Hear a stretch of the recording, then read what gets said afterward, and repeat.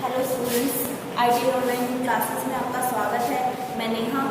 आज मैं आपको इलेक्ट्रिकल टर्म्स बताऊंगी।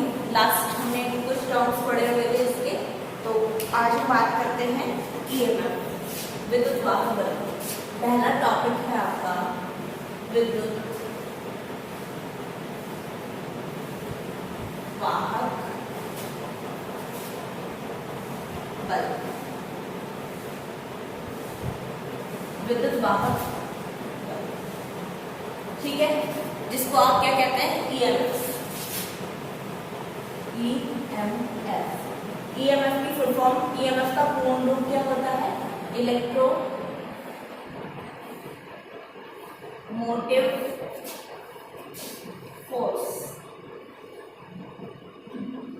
ईएमएफ का पूरा नाम होता है आपका इलेक्ट्रोमोटिव फोर्स। तो भाई आपका विद्युत वाहक बल होता क्या है, मतलब डिफाइन कैसे करेंगे आप इसको, ठीक है। ये एक इलेक्ट्रिकल क्वांटिटी है, आप इसको डिफाइन कैसे करेंगे। तो विद्युत वाहक बल एक ऐसा बल है जो विद्युत सर्किट में विद्युत करंट को फ्लो करने के लिए, यानी कि बहने के लिए बाध्य करता है, ठीक है। करंट को बहने के लिए सर्किट में बाध्य करता है, यानी कि इलेक्ट्रॉन्स को फोर्स करता है सर्किट में चलने के लिए, ठीक है। तो डेफिनेशन आप लिखेंगे, इसकी डेफिनेशन परिभाषा लिखेंगे आप।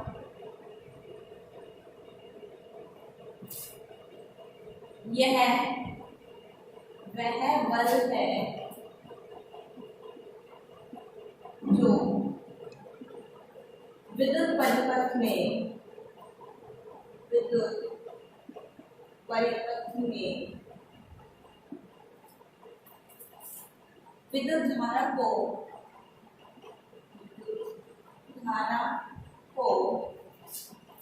बहने के लिए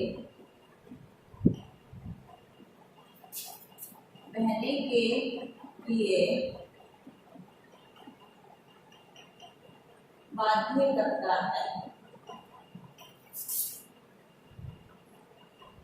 ठीक है।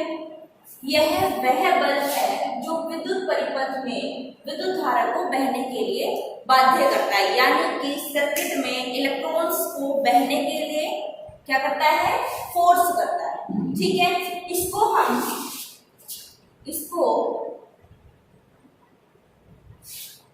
ई से, कैपिटल ई से प्रदर्शित करते हैं। इसको कैपिटल ई से प्रदर्शित करते हैं, ठीक है। समझ रहे हैं आप लोग। फिर इसकी इकाई की बात अगर हम करें, इसकी इकाई यानी कि यूनिट क्या होती है भाई, वोल्ट, ठीक है। इसकी यूनिट होती है वोल्ट। समझ में आएगा आपको इतनी बात। इसका आप स्क्रीनशॉट ले लीजिए।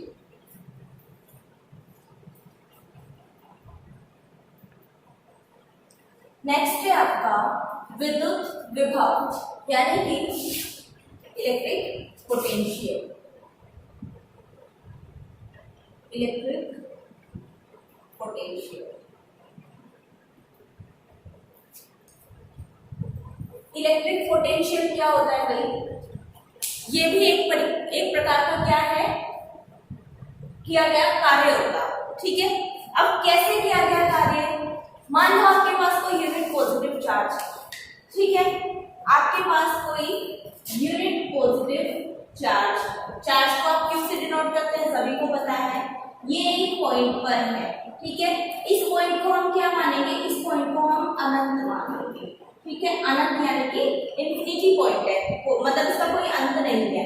अब इस चार्ज को इस पॉइंट से एक यहाँ पर लेकर जाया गया है, यहाँ ये पी पॉइंट मान लिया आपने, इस चार्ज को या पी पॉइंट पर ले जाया गया। इसको कहाँ लेके जाया गया, पी पॉइंट पर लेके जाया गया। और इस पॉइंट पर इस चार्ज को लेके जाने में जो आपका किया गया कार्य है वो क्या कहलाएगा भाई, वो आपका कहलाएगा इलेक्ट्रिक पोटेंशियल, विद्युत विभव कहलाएगा, ठीक है। तो हम परिभाषा में क्या लिखेंगे, आपका इसकी परिभाषा में आप लिखेंगे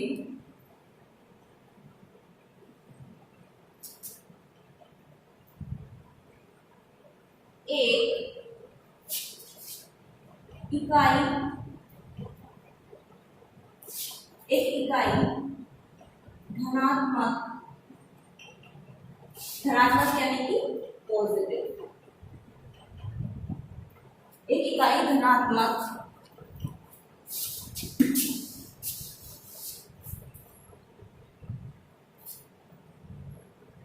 आवेश को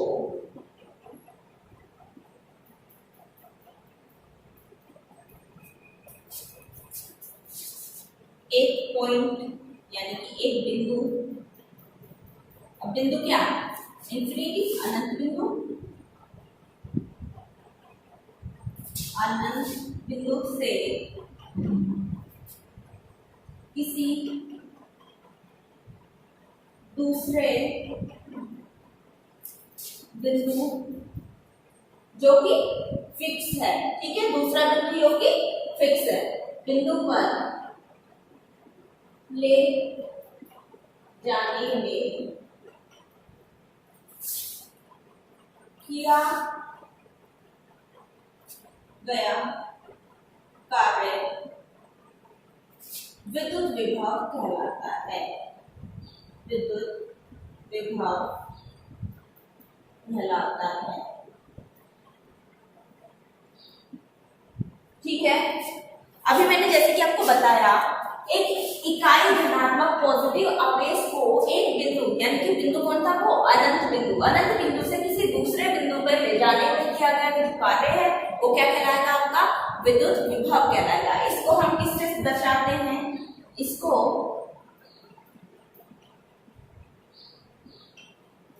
V से प्रदर्शित करते हैं, इसको V से प्रदर्शित करते हैं, ठीक है भाई, इसको V से प्रदर्शित करते हैं, इसकी यूनिट भी क्या होती है, वोल्ट। अभी हम इसका फॉर्मूला लिख लेते हैं, V बराबर W अपॉन Q, यहाँ पे V क्या है, V है आपका विद्युत विभव, ठीक है, W है आपका किया गया कार्य,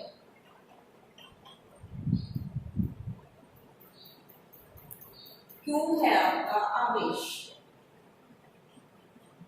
Q क्या है, आवेश, ठीक है, ये इसका फॉर्मूला हो जाता है, आप इसको नोट कर लेंगे। इसकी यूनिट क्या होती है, यूनिट यानी कि इकाई कितनी, वोल्ट, ठीक है।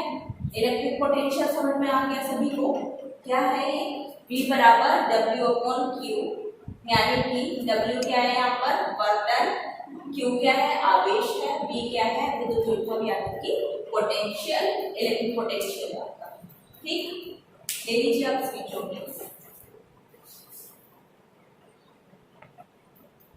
नेक्स्ट है आपका थर्ड, पोटेंशियल डिफरेंस।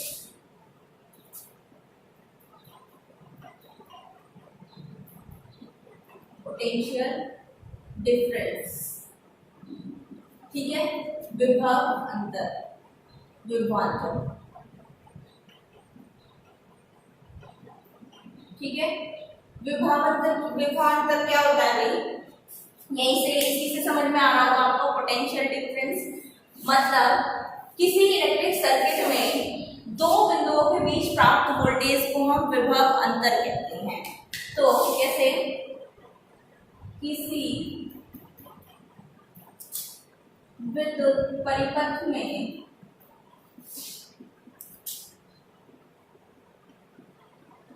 दो बिंदु के बीच प्राप्त वोल्टेज, दो बिंदुओं के बीच प्राप्त वोल्टेज को विद्युत विभव कहते हैं।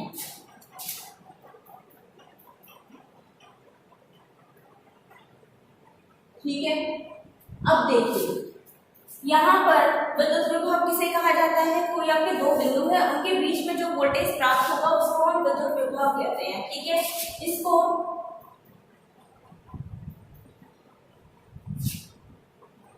V से ही प्रदर्शित करते हैं। ठीक है, अभी देखिए मैं आपको एग्जाम्पल के तौर पे समझाती हूँ। मान लीजिए आपका एक इलेक्ट्रिक सर्किट है, ठीक है, यहाँ पर 10 वोल्ट है, ठीक है, यहाँ पर भी 10 वोल्ट, ये आपका 6 वोल्ट, ठीक, मान लिया आपने, ये भी आपका 6 वोल्ट।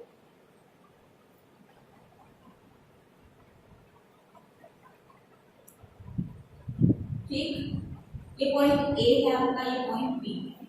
ठीक, यहाँ पर क्या करना है आपको, पोटेंशियल डिफरेंस निकालना है ए और बी के बीच का। ठीक है, यानी कि आपको क्या निकालना है, बी ए बी, आपको क्या निकालना है, वी ए बी निकालना है। अब देखिए कैसे निकालते हैं। मैंने क्या कहा, किसी भी विद्युत परिपथ में दो बिंदुओं के बीच का पोटेंशियल का जो डिफरेंस होता है, यानी कि वोल्टेज का जो डिफरेंस होता है, वो क्या कहलाता है, पोटेंशियल डिफरेंस। अब देखिए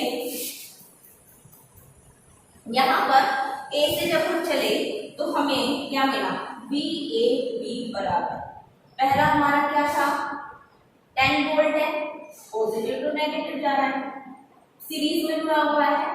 ठीक है, फिर यहाँ पर देखिए आप, यहाँ पर आ गया, ये किसमें आ गया सर्किट, ये पैरेलल में आ गया आपका।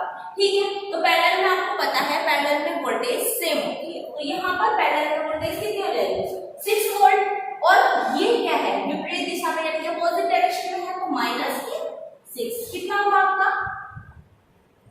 20 - 6, 20 - 6 कितना, 14 वोल्ट आपको पोटेंशियल डिफरेंस यहाँ पर प्राप्त होगा।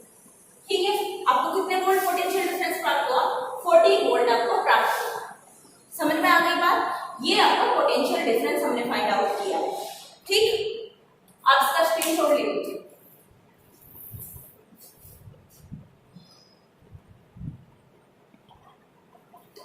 अब बात करते हैं प्रतिरोध की। ठीक है, किसकी बात करते हैं, प्रतिरोध। ठीक है, प्रतिरोध क्या होता है, रेजिस्टेंस। प्रतिरोध क्या होता है, रेजिस्टेंस। अब भाई नाम से ही पता चल रहा है प्रतिरोध, यानी कि प्रतिबाधा पैदा करने वाला। तो किस में प्रतिबाधा पैदा करने वाला, इलेक्ट्रिक सर्किट में। अब इलेक्ट्रिक सर्किट में क्या चलता है भाई, करंट फ्लो होती है इलेक्ट्रिक सर्किट में। तो ये क्या क्या डेफिनेशन हम इसकी लिखेंगे, प्रतिरोध रेजिस्टेंस क्या है, किसी भी सर्किट का वह गुण है जो उस सर्किट के अंदर से विद्युत धारा को बहने से रोकता है। ठीक है, क्या समझे, ये किसी भी सर्किट का वह गुण है जो विद्युत धारा को सर्किट में बहने से रोकता है। ठीक, तो यहां पर हम लिखेंगे डेफिनेशन में, ये है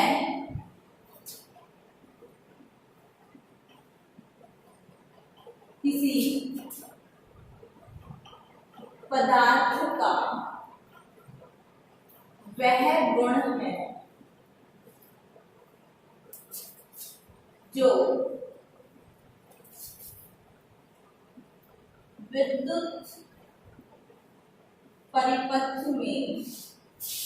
जो विद्युत परिपथ में, विद्युत धारा को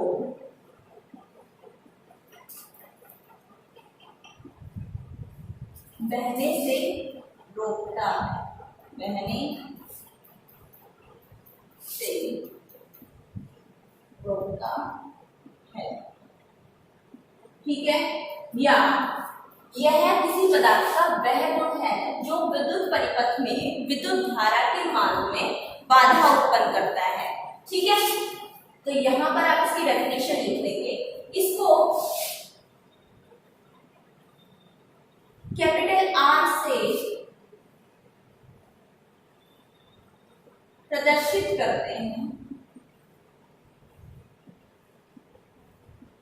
ठीक है, और ये किसका गुण है भाई, ये गुण रजिस्टर के अंदर पाया जाता है। किसके अंदर, ये गुण किसके अंदर पाया जाता है, रजिस्टर के अंदर, यानी कि प्रतिरोधक के अंदर। ये गुण आपका किसके अंदर पाया जाता है, प्रतिरोधक के अंदर। ठीक है, समझ में आई बात। अब ये किस किस बातों पर निर्भर करता है इसकी बात भी हम कर लेते हैं। आपका इसका फॉर्मूला क्या होता है भाई, R बराबर रो L अपॉन में A। ठीक है, यहाँ पर R क्या है, R है प्रतिरोध, रो क्या है, इसको मैं अभी डिफाइन करूंगी, ये है आपका विशिष्ट प्रतिरोध, ये कांस्टेंट है यहाँ पर विशिष्ट प्रतिरोध। ठीक है, L ये क्या है आपकी लंबाई, ठीक है, किसी चालक की लंबाई, चालक की लंबाई। ठीक, A क्या है क्षेत्र, ठीक है, चालक का क्षेत्र। अब भाई ये जो प्रतिरोध है आपका ये किन किन बातों पर निर्भर करता है, ये आपका स्पेसिफिक रेजिस्टेंस पर निर्भर करता है, चालक की लंबाई पर निर्भर करता है और चालक के क्षेत्रफल पर निर्भर करता है। ठीक है, इसके अलावा ये टेम्परेचर पर भी निर्भर करता है, यानी कि तापमान पर भी निर्भर करता है। ठीक है, और जो आप यूज कर रहे हैं यानी पदार्थ जो यूज कर रहे हैं, ठीक है, नेचर ऑफ सब्सटेंस पर भी ये निर्भर करता है। ठीक है, ये किन बातों पर निर्भर करता है,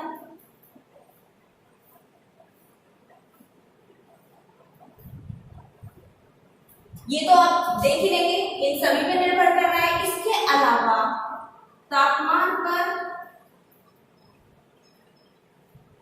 और आपका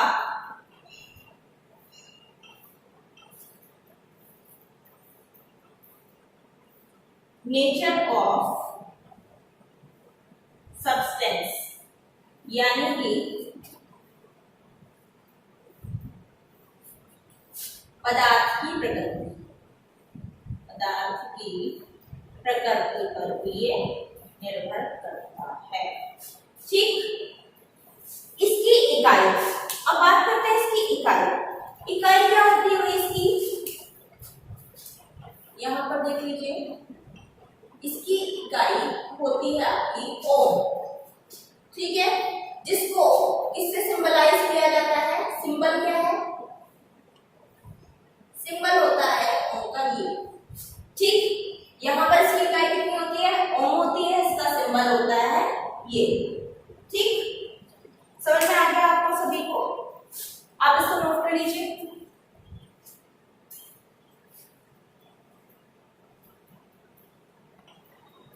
अब नेक्स्ट है आपका स्पेसिफिक रेजिस्टेंस, यानी कि विशिष्ट प्रतिरोध। विशिष्ट प्रतिरोध,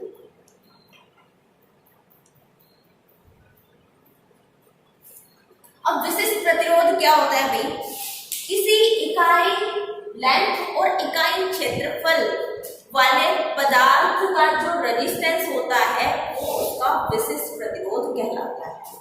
ठीक है, किसी इकाई लंबाई तथा इकाई क्षेत्रफल वाले पदार्थ का प्रतिरोध उसका विशिष्ट प्रतिरोध कहलाता है।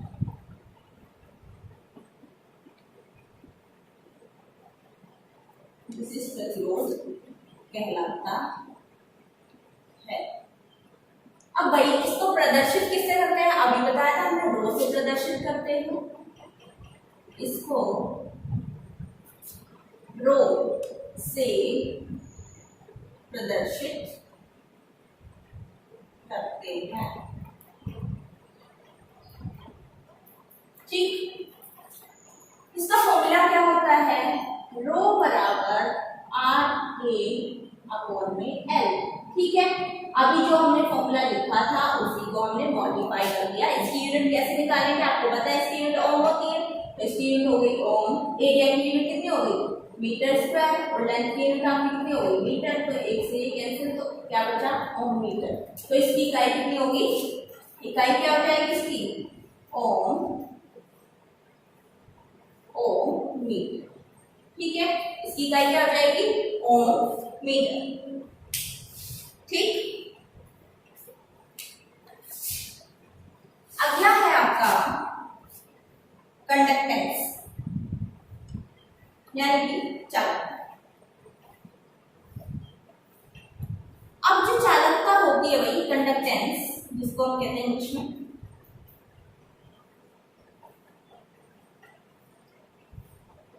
कंडक्टेंस।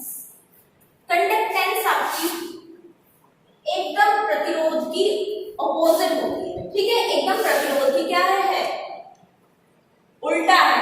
ठीक है, तो ये क्या काम करता है, प्रतिरोध क्या काम कर रहा था, सर्किट में करंट को फ्लो होने नहीं दे रहा था, लेकिन यहाँ पर जो कंडक्टेंस होती है वो सर्किट में करंट को फ्लो कराने के लिए क्या करती है, सहायता प्रदान करती है। ठीक है, तो यहाँ पे डेफिनेशन में लिखेंगे किसी चालक या पदार्थ का वह गुण जो उस पदार्थ से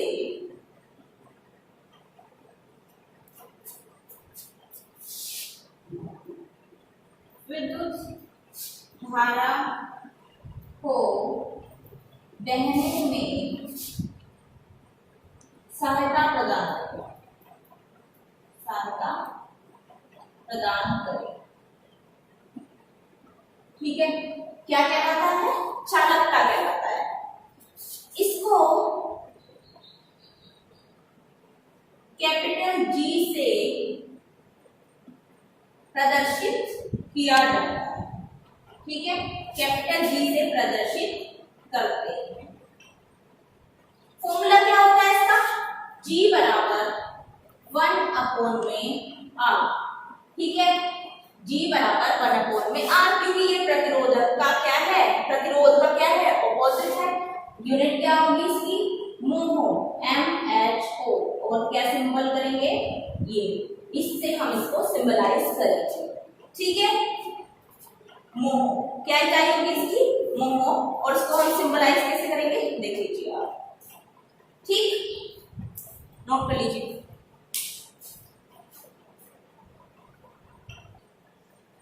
अब बात करते हैं हम विद्युत धारा यानी कि इलेक्ट्रिक करंट।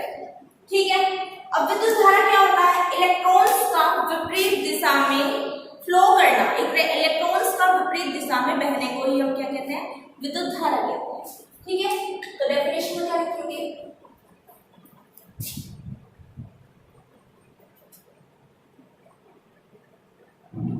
इलेक्ट्रॉन्स के विपरीत दिशा में प्रवाह को विद्युत धारा कहते हैं। ठीक है, इलेक्ट्रॉन्स के विपरीत दिशा में प्रवाह को हम क्या कहते हैं, विद्युत धारा कहते हैं। इसको आई, कैपिटल आई से प्रदर्शित करते हैं। ठीक है, इसको कैपिटल आई से हम प्रदर्शित करते हैं। कैपिटल आई यानी कि फॉर्मूला क्या होगा, आई बराबर Q/T। ठीक है, चार्ज का दर यानी कि Q क्या है, यहाँ पर Q है हमारा विद्युत विभव,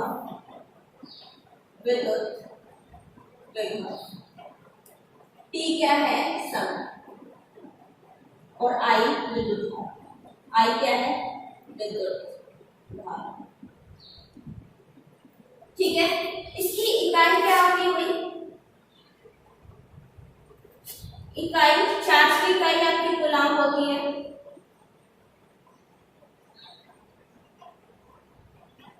कूलम पर सेकेंड या एम्पियर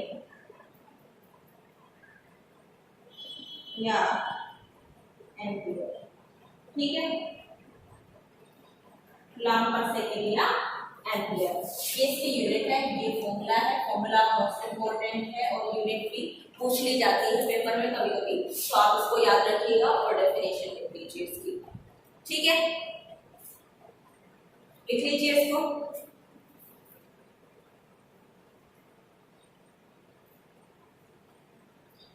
नेक्स्ट है आपका कैपेसिटेंस।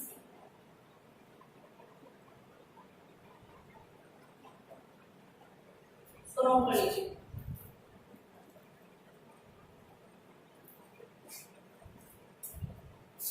तो ये क्या होता है आपका, ये होता है दो प्लेट्स के बीच में, दो प्लेट्स यानी कि कोई भी आपने दो प्लेट्स ली है, उनके बीच में आपको क्या करना है, उनके बीच में जो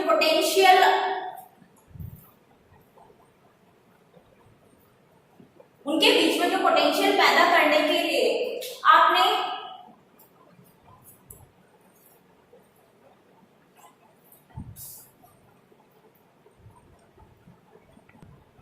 मतलब कैपेसिटेंस होता है आपका दो प्लेट्स के बीच में एक इकाई पोटेंशियल डिफरेंस पैदा करने के लिए जितने भी आपके चार्ज की जरूरत होती है वो क्या कहलाता है, कैपेसिटेंस कहलाता है।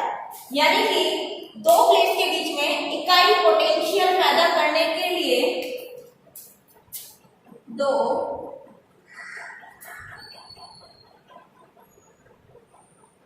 प्लेटों के बीच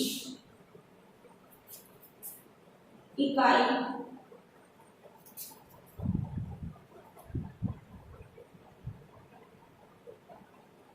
विद्युत विभव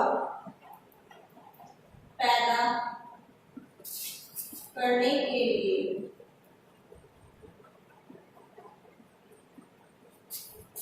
जितने आवेश की मात्रा की आवश्यकता होगी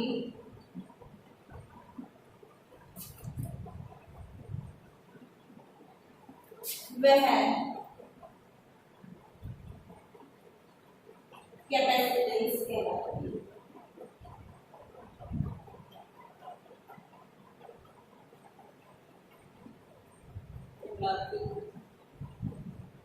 ठीक है, कैपेसिटेंस को हम C से प्रदर्शित करते हैं, C से प्रदर्शित करते हैं। C बराबर